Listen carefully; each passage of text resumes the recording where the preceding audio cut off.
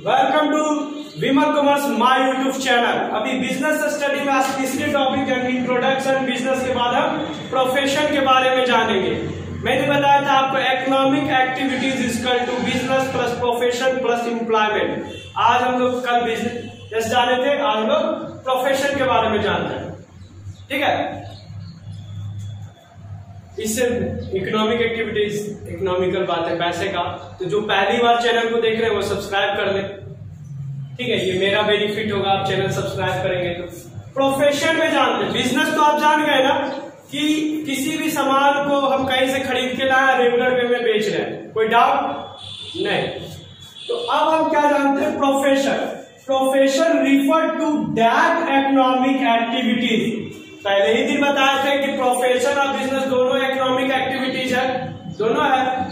तो profession refer to that economic activities which is conducted by a person having some special knowledge and skill which is used by impact to the service various section of the society।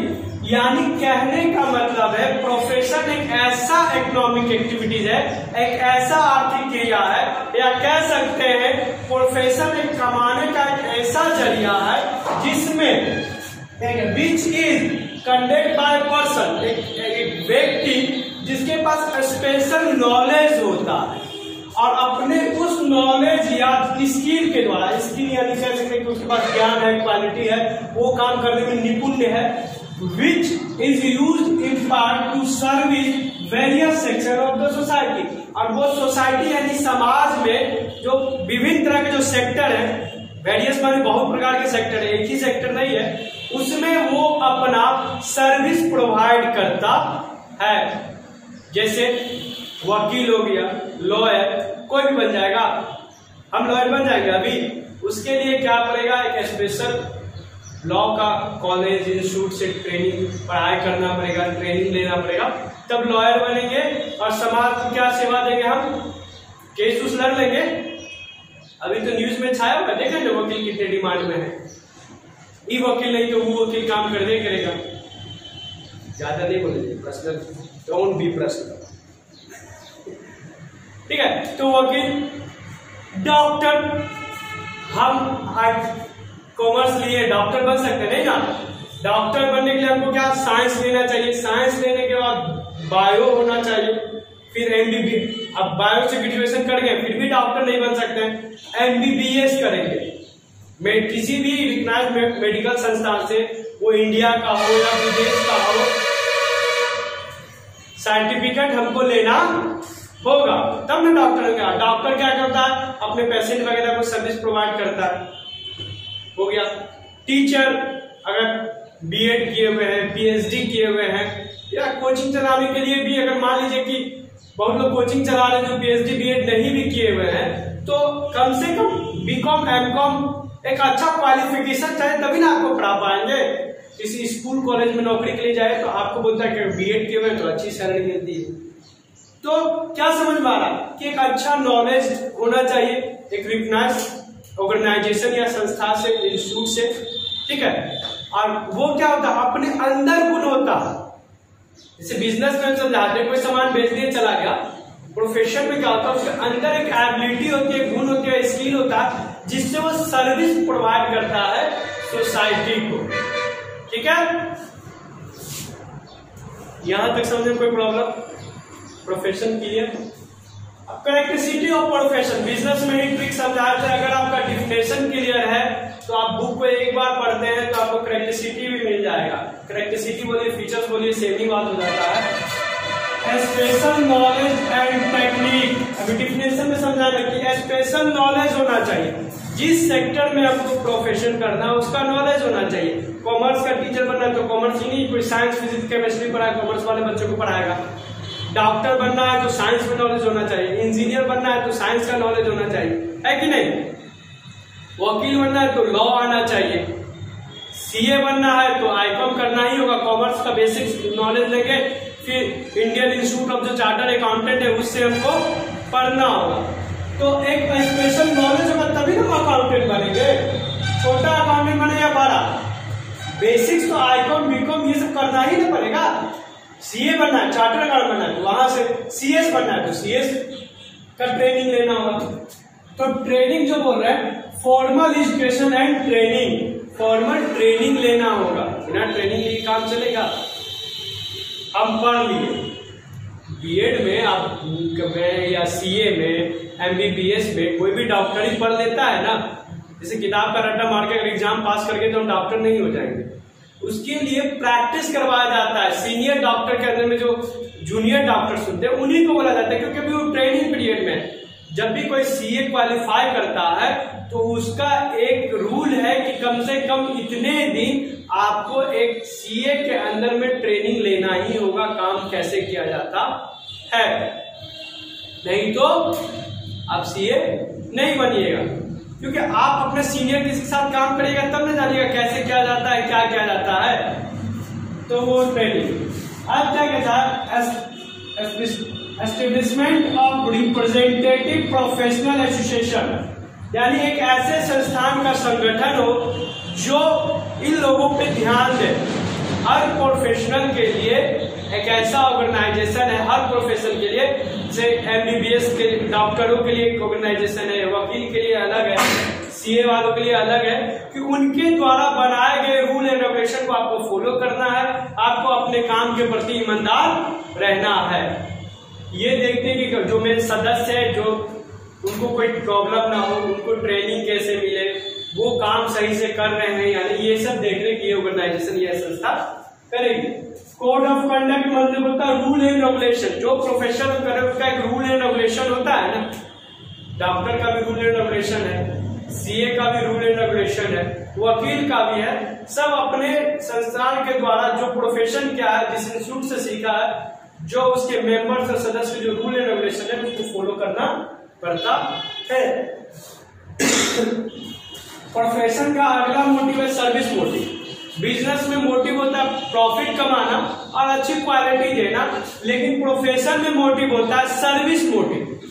पहले सेवा प्रदान करेंगे, सेवा देने के बाद जो fees मिलेगा उस पर हम अपना जिंदगी बिताएंगे। ठीक है, ये नहीं कि पहले पैसा नहीं, प्रोफेशन में पहले सर्विस। डॉक्टर का क्या है, फीस तो देना ही पड़ता है डॉक्टर को, लेकिन उसका है ना कि मेरा पेशेंट ठीक हो जाए, उसका इलाज करना मेन मोटिव। टीचर का है कि अपने स्टूडेंट को पढ़ाना। वकील का मेन मोटिव क्या होना चाहिए, अपने लॉयर को केस जिताना, यही ना। इंजीनियर का क्लाइंट के लिए घर वगैरह बनाना, रोड बनाना, ये सब मेन सर्विस मोटिव पहला होता है, फिर फीस कमाना। ऑनेस्टी एंड मोरालिटी यानी ईमानदार, अपने काम के प्रति आप ईमानदार रहें, जो निष्ठावान, सत्यता बना के रखे, किसी को धोखा ना दे। ठीक है, अब आप लोगों को पढ़ा रहे, पैसा ले लिया, नहीं पढ़ाए, जो पढ़ाना है वो चीज हटा दे, गलत करे, तो ये अभी तो कोई स्टूडेंट आता है बोलता है कि सर डेमो चाहिए, मेरा यूट्यूब चैनल देख लो ना कैसे पढ़ाते, समझ में आ जाए। ठीक, अगर डेमो का मतलब क्या, आप कितना जान जाइएगा, आपको तो अभी कुछ नहीं आता है कॉमर्स के बारे में, जीरो भी नहीं, हम कुछ भी पढ़ा देंगे तो आपको लगेगा सही है। तो ये मेरी ईमानदारी है ना कि हम सही चीज पढ़ाएं। तो एक टीचर को भी एक ऑनेस्ट होना चाहिए। बहुत सारे टीचर हैं जो फीस के चक्कर में कुछ से कुछ काम कर दे रहे हैं, हम जानते भी हैं, लेकिन ये सब चीज ऑनलाइन नहीं है। ये हो गया। अब प्रोफेशन और बिजनेस जाने हैं तो दोनों में कुछ सिमिलरिटीज है, similarities between business and profession, कुछ समानताएं तो होगी या नहीं है। तो कुछ पॉइंट्स हैं सामने जो आप भी जान सकते हैं। दोनों क्या है, business and profession have to fulfil human requirement. दोनों कहीं ना कहीं मानव यानी इंसान, हम लोग जैसे मनुष्यों को मदद करता है उसकी जरूरतों को पूरा करने में। बिजनेस क्या करता है, नया नया प्रोडक्ट चाहिए, जो सामान चाहिए खाने पीने कंज्यूम का, वो सब अवेलेबल करवाता है ना। अगर बिजनेस ना हो तो हम लोग को खाने पीने का सामान मिलेगा जो हम लोग यूज करते हैं, घड़ी, मोबाइल, कोलगेट से जो मुंह धोते हैं, अलग अलग पेप्सोडेंट, हाँ, चाल चावल, आजकल आटा पैक होके ब्रांडेड आने लगा है, इंडिया गेट चावल, ये सब बिजनेस की ही देन है, क्वालिटी बढ़ती जा रही है। तो आप प्रोफेशन में क्या होगा, आपको पढ़ा रहे हैं, वकील आपका केस लड़ रहा है, तो कहीं सेवा दोनों का मोटिव है ना कि इंसान का जरूरत, जिसको जरूरत है उसी के लिए ना वकील केस लड़ेगा। ये नहीं ना कि जो चल चल चल भाई मैं तेरा केस लड़ता हूँ, चल चल, अरे भाई उसका कोई केस ही नहीं, तो लड़ोगे का कपार, कोई बीमार नहीं है डॉक्टर उठा के लेके चल जाएगा, चल इलाज कर देता है, चल चल चल, ऐसा तो नहीं करता है। जो बीमार होगा उसे करना, तो जिसकी जैसी जरूरत है उसी हिसाब से काम बिजनेस जिस जरूरत को पूरा करता है। जो बीमार है उनका डॉक्टर इलाज करता है, जिसको पढ़ना है उसको टीचर पढ़ाते हैं। तो दोनों में ये सिमिलरिटी है कि मनुष्यों की जरूरत को पूरा करता है। बहुत इन्वॉल्व रिस्क, दोनों में थोड़ा बहुत रिस्क है। बिजनेस में थोड़ा ज्यादा रिस्क है और प्रोफेशन में थोड़ा कम, लेकिन रिस्क तो है। अब मान लीजिए कि हम अपना काम टीचिंग कर रहे हैं, तो एक टाइम में ज्यादा स्टूडेंट हो सकते हैं, खर्चा निकल जाए, एक टाइम में कम। लोग कहते हैं ना कि बिजनेस में ज्यादा रिस्क, हाँ बिजनेस में बहुत ज्यादा रिस्क है। आप डिफरेंस में यहाँ अगर सिमिलरिटी रिस्क दिखा रहे हैं तो ये एक डिफरेंस भी है। बिजनेस में बहुत ज्यादा रिस्क है, प्रोफेशन में बिजनेस से कम रिस्क है, क्योंकि यहाँ कैपिटल हम कम इन्वेस्ट करते हैं। बिजनेस में बहुत ज्यादा कैपिटल इन्वेस्ट करना है, प्रोफेशन में उतना नहीं।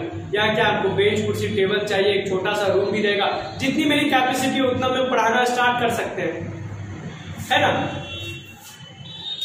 Both of them return remuneration for the service they render, यानी दोनों को रिम्यूनरेशन मिलता है, मेहनताना, रिम्यूनरेशन मतलब मेहनताना, बेनिफिट, पैसे के रूप में जो रिम्यूनरेशन आता है, जो कंसिडरेशन मिलता है, वो दोनों जो अपना सर्विस प्रोवाइड करते हैं ना, सर्विस जो देते हैं ना सोसाइटी को या समाज को या मानव को, उसके बदले में दोनों को रिम्यूनरेशन मिलता है।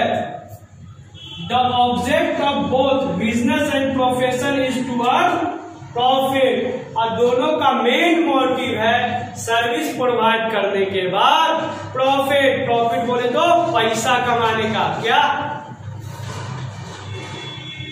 आजकल लोग बोलते ही है कि मास्टर सब भी पैसा कमाने लगा कोचिंग को। भाई पैसा नहीं कमाएगा तो खाएगा कहां से,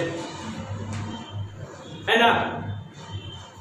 हाँ, लाल जुलाल ना कमाए, बेईमानी ना करे, जितना बाजी हो उतना कमाए। अब किसी का ज्यादा अच्छा किस्मत है, ज्यादा कमा रहा है, किसी का खराब है, कम कमा रहा है, लेकिन हर इंसान का मोटिव है कि नहीं पैसा कमाना।